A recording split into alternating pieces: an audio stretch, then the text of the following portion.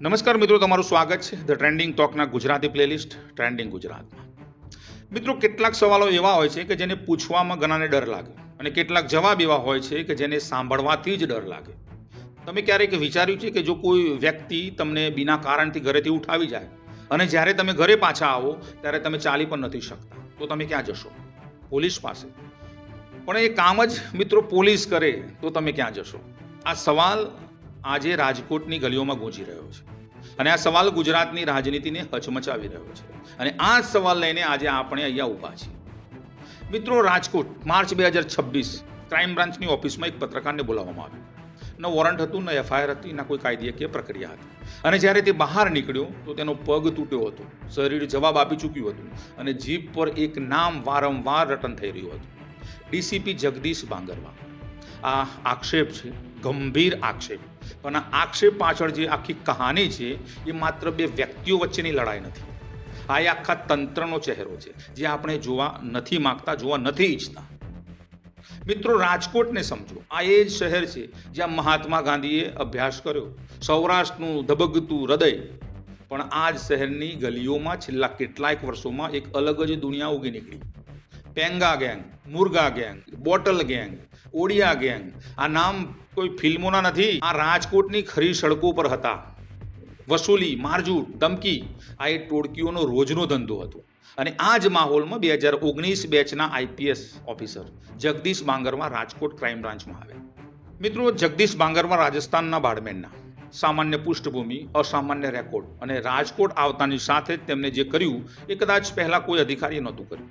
પેંગા ગેંગના 21 આરોપીઓ, મુર્ગા ગેંગના 17, બોટલ ગેંગના 19, ઓડિયા ગેંગના 11 અને ચડ્ડી બનિયાન ગેંગના 11 આરોપી બદમાશીઓને ઝડપ્યા. આ આંકડા કાગળ પર માત્ર આંકડા નથી, આ એ પરિવારોની રાહત છે, આ એ રાજકોટવાસીઓની રાહત છે જે રાત્રે ડરના ઓથા હેઠળ જીવતા હતા, સૂતા હતા. અને અંતે રાજકોટ શહેરે તેમને નાયક બનાવી દીધા. પણ અહીંયા એક મૂળભૂત સવાલ ઊભો થાય છે: શું લોકપ્રિયતા કોઈને કાયદાથી ઉપર રાખે છે? શું સારા કામનો અર્થ એ છે કે ખોટા કામને પણ માફ કરી દેવાય? હવે આઈએ મિત્રો, રાજકોટનો એક સ્થાનિક પત્રકાર. અને આ નામ વિશે બંનેની અલગ અલગ તસવીરો છે, બંનેને સમજવી જરૂરી છે. એક તરફ કહેવાય છે કે વડેચાએ પોલીસ ખાતામાં ચાલી રહેલા વસૂલી રેકેટનો પર્દાફાશ કર્યો. એક એવો ઘટસ્ફોટ કર્યો કે જે કેટલાક લોકોને ઘણો અઘરો લાગ્યો. બીજી તરફ પોલીસ એવું કહે છે કે વડેચા ખુદ એક આરોપી છે અને તેમની સામે પહેલેથી જ ગુના નોંધાયેલા છે. અને જ્યારે તપાસ આગળ વધી ત્યારે આ વિક્ટિમ કાર્ડ ખેલ્યું એવું પોલીસ કહે છે. બંને વાત એક સાથે સાચી ના હોઈ શકે મિત્રો. એમાંથી એક વાત 100% જૂઠ છે અને જૂઠ પારખવું એ જ આખા મામલાની ચાવી છે.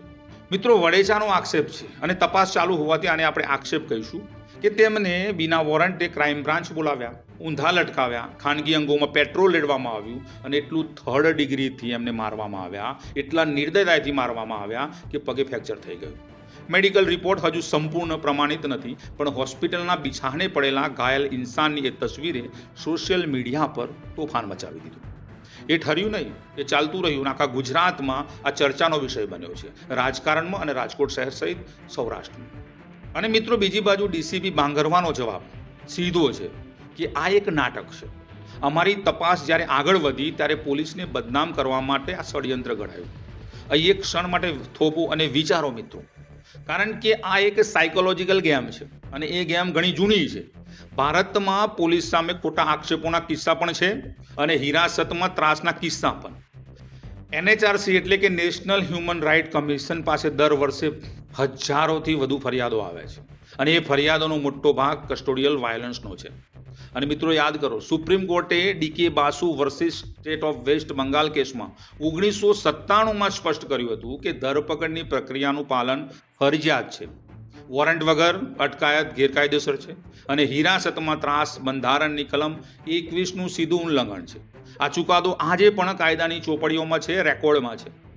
પણ મિત્રો, જમીન ઉપર હકીકત સાવ ઉલટી છે. જો આરોપો સાચા હોય તો, જે આ રાજકોટનો મામલો બતાવી રહ્યું છે. મિત્રો, આ બધું ચાલતું રહ્યું તો સ્વાભાવિક છે ગુજરાતમાં રાજનીતિ એન્ટર થવાની છે આ મામલામાં, અને એ જ થયું. કોંગ્રેસના ધારાસભ્ય જિગ્નેશ મેવાણીએ વડેચાનો વિડીયો પોસ્ટ કર્યો સોશિયલ મીડિયા પર, ટ્વિટર પર અને ફેસબુક પર. મુખ્યમંત્રીને પત્ર લખ્યો અને ડીસીપીને ધરપકડની માંગ કરી. આમ આદમી પાર્ટીના નેતા ઈસુદાન ગઢવીએ આ ઘટનાને ખુલ્લેઆમ તાલિબાની સજા કહી.